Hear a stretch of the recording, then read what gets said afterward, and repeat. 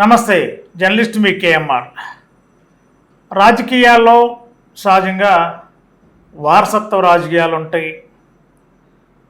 కుటుంబ నేపథ్యం, రాజకీయ నేపథ్యం ఇవన్నీ కూడా ఇమిడి ఉన్న కుటుంబాలు సహజంగా రాజకీయాల్లో ఉంటారు.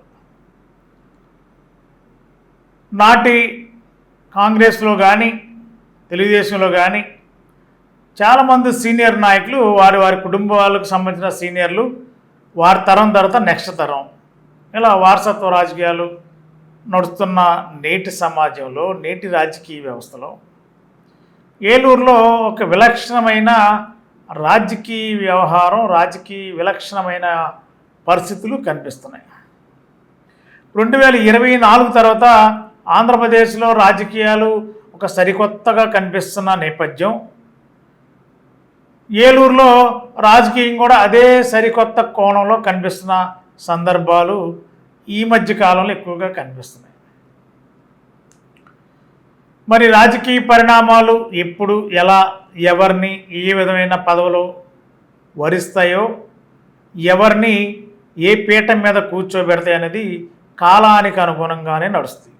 కాలానికి అతీతులు ఎవరు కాదు అనేది ప్రతి ఒక్కరూ నమ్మవలసిందే, దానికి అనుగుణంగా ప్రయాణం చేయవలసిందే. కాలాన్ని కాదని ఎవరు ఏం చేద్దామని అనుకున్నా అది భ్రమగానే మిగులుతుంది తప్ప, కాలాన్ని కాదని ముందుకు వెళ్తే అది ఏ మేరకు ముందుకు సాగుతుందనేది ప్రశ్నార్థకంగానే ఉంటుంది. మరి ఏలూరులో ఈరోజు ప్రస్తుత రాజకీయాల్లో మామిళ్ళపల్లి బ్రదర్స్ ఎవరు అంటే ఆల్రెడీ ఏలూరు ప్రజానికానికి మైండ్లో మెదులుతున్న మామిళ్ళపల్లి బ్రదర్స్. మరి కొన్ని ఏళ్ల క్రితం గుండుగొల్లు గ్రామంలో జన్మించారు మామిళ్ళపల్లి బ్రదర్స్. క్రమేపీ అన్నదమ్ములిద్దరు, అంటే మామిళ్ళపల్లి పార్థసారథి గారు, మామిళ్ళపల్లి జయప్రకాష్ గారు, ఇద్దరు సొంత అన్నదమ్ములు. మరి వారి కుటుంబం కూడా తొలినాళ్ళు అంటే మామిళ్ళపల్లి పార్థసారథి గారు, జయప్రకాష్ గారి కుటుంబం నుంచి కూడా వారు వ్యాపార రంగంలోనే స్థిరపడ్డారు. వ్యాపార పరంగా ప్రధానంగా వ్యాపారం, ఎరువులు వ్యాపారం, చాలా ఎంతో విలువ కలిగిన, చాలా నిక్కచ్చిగా నిజాయితీగా వ్యాపారం చేస్తున్న కుటుంబంగా ఇవాళ సమాజంలో ఒక గుర్తింపు కలిగిన కుటుంబం మామిళ్ళపల్లి కుటుంబం. మరి అలాంటి కుటుంబం నుండి ఇవాళ ఏలూరు రాజకీయాల్లో మరి ఈ మామిళ్ళపల్లి కుటుంబం ఒక ప్రత్యేకత కూడా కనిపిస్తుంది. మరి మామిళ్ళపల్లి పార్థసారథి గారు ఎరువుల వ్యాపారం, వారి సోదరుడు మామిళ్ళపల్లి జయప్రకాష్ గారు ఎరువుల వ్యాపారం. మరి మామిళ్ళపల్లి పార్థసారథి గారు సహజంగానే సౌమ్యుడు, ఎక్కడ కూడా వివాదాలకు కానీ, ఎక్కడ కూడా ఆర్భాటాలకు కానీ ఎక్కడ కూడా కనిపించడు. తన నమ్మిన కుటుంబంతో, తన నమ్మిన స్నేహితులతో కలిసి ప్రయాణం చేయటం, తన సహకారం ఎక్కడ అవసరం అక్కడ ఉపయోగపడటం, అది మామిళ్ళపల్లి పార్థసారథి గారి స్టైల్. అది మరి తొలినాళ్ళ నుండి అంటే బడేటి బుజ్జి గారు రాజకీయాల్లో అడుగుపెట్టినప్పటి నుండి మామిళ్ళపల్లి పార్థసారథి గారు, బడేటి బుజ్జి గారు రాజకీయంగా ఇద్దరు కూడా ఒక అన్నదమ్ముల్లాగానే కలిసి మెలిసి, బడేటి బుజ్జి గారు పోటీ చేసినప్పుడల్లా పార్థసారథి గారు తెర వెనక ఎక్కడ కూడా ముందుకు వచ్చి హడావుడి చేయడం, లేదంటే ఒక విధమైన ఎక్స్పోజింగ్ కోరుకునే వ్యక్తి కాదు ఆయన. సహజంగానే సౌమ్యుడిగా, సహజంగానే అతను చాలా నెమ్మదస్తుడిగా ఉంటారు. మరి బుజ్జి గారికి వెన్నంటే ఉంటారు, వెన్నంటి ఉండి గెలిపించే వర్షంలో తన వంతు పాత్ర పోషించారు, విజయం సాధించారు 2014లో. 2014లో టీడీపీ విజయం సాధించినప్పుడు మామిళ్ళపల్లి పార్థసారథి గారి పాత్ర అనూహ్యంగానే ఉంది, అది ఎవరికి కూడా కనిపించని రాజకీయం అది. మరి వారి తర్వాత బడేటి సంటి గారు, మరి ఆయన 2019 తర్వాత కొన్ని అనివార్య పరిస్థితుల్లో మరి వారి సోదరుడు బడేటి బుజ్జి గారు లేని లోటును తీర్చడానికి బడేటి కుటుంబం నుండి, అదేవిధంగా ఏలూరు ప్రజానికానికి బడేటి కుటుంబం మీద ఉన్న అపారమైన నమ్మకాన్ని నిలబెట్టుకునేలా బడేటి సంటి గారు రాజకీయాల్లో అడుగుపెట్టారు. తెలుగుదేశం పార్టీ కూడా ఆయనకు కన్వీనర్గా, ఇన్ఛార్జిగా ఇచ్చి బాధ్యతలు నిర్వర్తించి ఇప్పుడు ఎవరి ఊహించిన విధంగా రాష్ట్రంలోనూ ఒక చరిత్ర కలిగిన ఏలూరు నియోజకవర్గానికి ఇంతకుముందు ఎవరు కూడా అంత మెజార్టీ గెలవని విధంగా బడేటి శెట్టి గారు ఏలూరు నియోజకవర్గం నుండి 62,000కు పైబడి మెజార్టీతో గెలిచారు. మరి ఇప్పుడు కూడా బడేటి శెట్టి గారికి అనుంగ శిష్యుడిగా బుజ్జి గారికి అనుంగ శిష్యుడిగా ఉన్నారు. తమ్ముడు బడేటి శెట్టి గారికి కూడా అనుంగ శిష్యుడిగా ఉన్నారు మామిళ్ళపల్లి పార్థసారథి గారు. మరి ఈవేళ సహజంగా ఆయనకి పదవి అవసరంలా. మామిళ్ళపల్లి పార్థసారథి గారికి పదవితో సంబంధం లేదు. మరి ఎమ్మెల్యేకి ఒక సొంత సోదరుడు లాంటి వ్యక్తి అనుకోవాలా బడేటి శెట్టి గారికి. మరి ఆయన తలుసుకుంటే లేదా ఆయనకి ఏదైనా కావాలనుకుంటే, ఆయన ఏదైనా ఫోన్ చేసి ఎవరికైనా చెప్పాలనుకుంటే ఎమ్మెల్యే గారే చెప్తారు. ఒకవేళ ఎమ్మెల్యే గారు చెప్పకపోతే ఎమ్మెల్యే గారి ప్రతినిధి బృందం ఉంటుంది. వాళ్ళు పలానా మామిళ్ళపల్లి పార్థసారథి గారికి పని ఉంది అంటే ఎమ్మెల్యే గారి యొక్క ట్యాగ్ లైన్ మీదే క్షణాల్లో పనులు అవుతాయి. పనులు జరగని పరిస్థితులు ఏమీ ఉండవు. అయినా సరే మరి అలాంటి వ్యక్తి వేళ డైరెక్ట్ రాజకీయాల్లోకి అడుగుపెట్టిన పరిస్థితులు కనిపిస్తున్నాయి.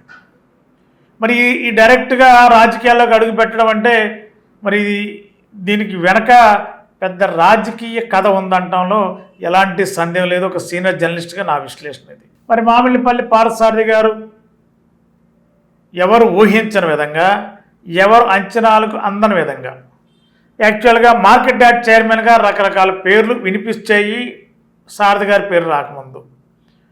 తర్వాత మామిళ్ళపల్లి సారథి గారి పేరు పైకి వచ్చిన తర్వాత చాలామంది షాక్ అయ్యారు. షాకే కాదు, కొంతమంది అలకపోయిన సందర్భాలు కూడా అక్కడక్కడ ఉన్నట్టు కూడా మనకు అందుతున్న సమాచారం. అయినప్పటికీ కూడా వెన్ను తిరగకుండా వెన్ను దన్నుగా నిలిచిన వ్యక్తులకి ఏం చేయాలో, ఏ విధంగా అండగా ఉండాలనేది బడేటి శెట్టి గారు తన రాజకీయ వ్యూహం, రాజకీయ ఆలోచన, పదునైన ఆలోచన ఎవరికి కనిపించరు, అలా కనపడరు. కానీ రాజకీయ వ్యూహం రూపొందించడంలో అతి తక్కువ కాలంలో ఒక దిట్టగానే పేరుగాంచారని చెప్పి చెప్పుకోవాలి. మరి మామిళ్ళపల్లి పార్థసారథి గారిని ఒక వ్యూహాత్మకంగానే ఇవాళ మార్కెట్ యార్డ్ చైర్మన్గా తెచ్చారనడంలో ఎలాంటి సందేహం లేదు. వాస్తవంగా సారథి గారికి పదవి అవసరం లేదు. ఆయనకి చెబితే ఆయనకి కావాలంటే ఏ పనైనా ఎమ్మెల్యే గారు ఉంటారు కాబట్టి ఏ పనైనా చేయించుకోగలరు, ఎక్కడైనా చేయించుకోగలరు. పదవి అవసరం లేదు ఇవాళ. కాకపోతే ఇక్కడే ఉందో పెద్ద ట్విస్ట్.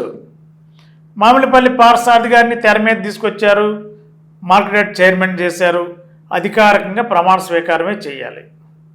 మరి ట్విస్ట్ ఏంటంటే వారి సోదరుడు మామిళ్ళపల్లి జయప్రకాష్ గారు మరొకప్పుడు 2014లో కానీ 19లో కానీ మాజీ డిప్యూటీ సీఎం ఆళ్ళ నాని గారికి అనుంగ శిష్యుడు, మంచి స్నేహితులు. రాజకీయ పరంగా ఆళ్ళ నాని గారికి అన్నీ తానే నడిపించిన మామిళ్ళపల్లి జయప్రకాష్ గారు అలియాస్ జేపీ గారు. జేపీ గారు అంటేనే వెల్ నోటెడ్. అటు కాంగ్రెస్లో నాని గారు ఉన్నప్పుడు, వైఎస్ఆర్సీపీలో నాని గారు ఉన్నప్పుడు ఆయన వెనకే రాజకీయ మంత్రం అంతా కూడా జేపీ గారి నాయకత్వంలో జరిగే ఎలక్షన్ క్యాంపెయిన్ కానీ, ఎలక్షన్ ఏ విధంగా చేయాలి, ఎలక్షన్ ఏ విధంగా ఎలా చేయగలగాలి, ఎన్నికల మేనేజ్మెంట్ అంటే మామూలు విషయం కాదు. దాంట్లో జేపీ గారు ఆరితేరిన దిట్ట అని చెప్పి చెప్పవచ్చు. నాని గారు కూడా అదేవిధంగా నమ్మకంగా పెట్టుకున్నారు. నమ్మకంగానే జేపీ గారు కూడా కాంగ్రెస్లో చేశారు, వైసీపీలో చేశారు.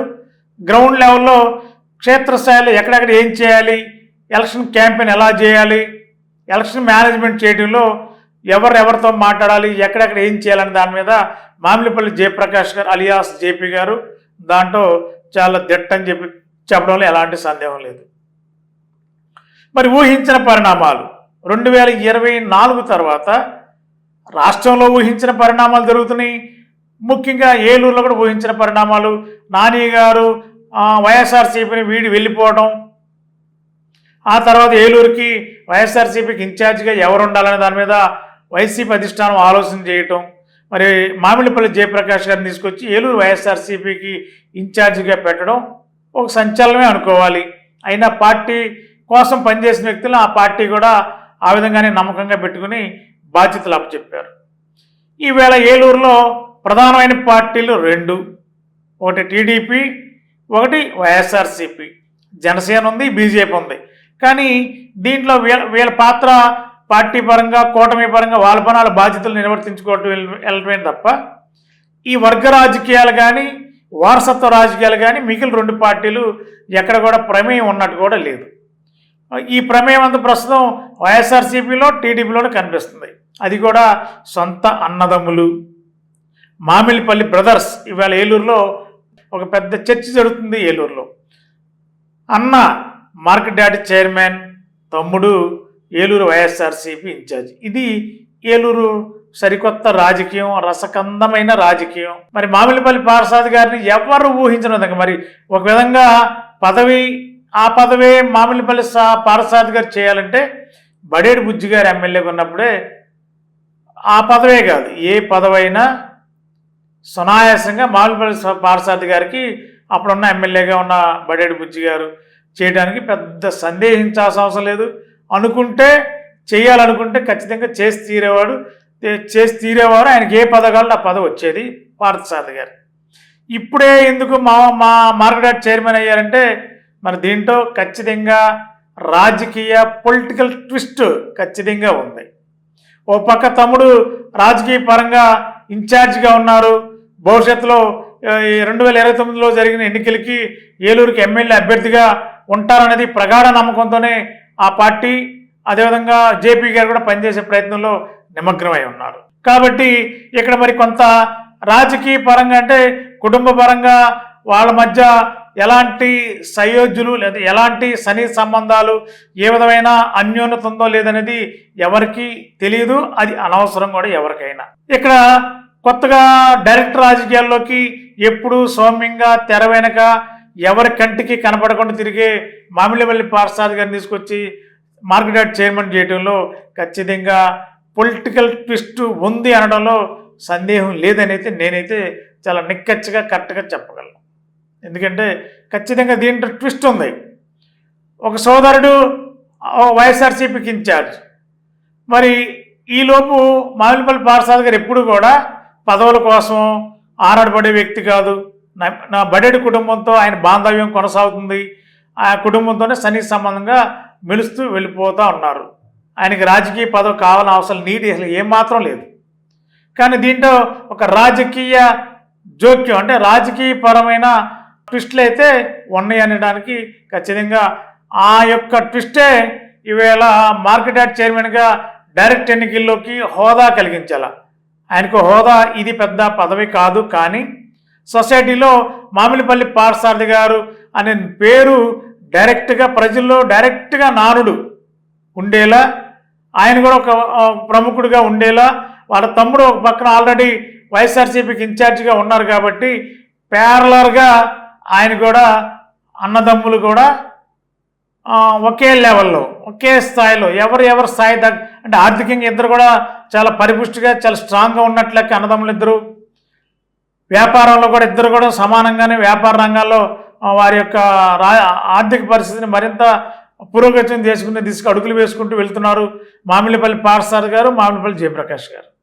ఇక్కడ రాజకీయ పరంగానే తమ్ముడు రాజకీయ పరంగా పబ్లిక్లో ఒక రేంజ్లో దూసుకుపోతున్న నేపథ్యం చూస్తే మరి అదే రేంజ్లో కూడా వారి సోదరుని కూడా రాజకీయ పరమైన పదవి ఒక మార్కెట్ యార్డ్ చైర్మన్ పెట్టి మామిళ్ళపల్లి పార్థసారథి గారు అని ఆయన ఉన్నారు. కాబట్టి వారి అన్నదమ్ముల మధ్య ఎలాంటి వైషమ్యాలు ఉన్నాయా లేవనేది ఈ ప్రపంచానికి సమాజానికి అవసరం లేదు. కాకపోతే రాజకీయ పరంగా ఇద్దరి మధ్య అన్నదమ్ములు పదవుల్లో ఉండాలి, గుర్తింపు రావాలి అనేది మరి సహజంగా చాలా రాజకీయ కుటుంబాల్లో ఉన్నాయి. అన్నదమ్ములు ఉన్నారు, తండ్రి తర్వాత కొడుకున్నాడు, కొడుకు తర్వాత కూతురు ఉన్నాయి. ఇలా వారసత్వ రాజకీయాలు నడుస్తూనే ఉన్నాయి.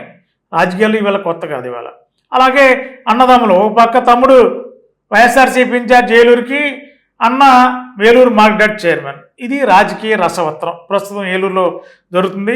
ఇప్పుడు పెద్ద చర్చ నడుస్తుంది ఏంటంటే ఏలూరులో 2 ప్రధానమైన పార్టీల్లో తెలుగుదేశం వైఎస్ఆర్సీపీలో మామిళ్ళపల్లి బ్రదర్స్ రాజకీయమే ఈవేళ చర్చకి దారితీస్తుంది. ఎక్కడికి వెళ్ళినా కూడా ఇటు బడేడు శంటి గారితో పాటు ఎక్కడికి వెళ్ళినా మామిళ్ళపల్లి పార్థసారథి గారే పక్కన ప్రత్యక్షం అవుతున్నారు.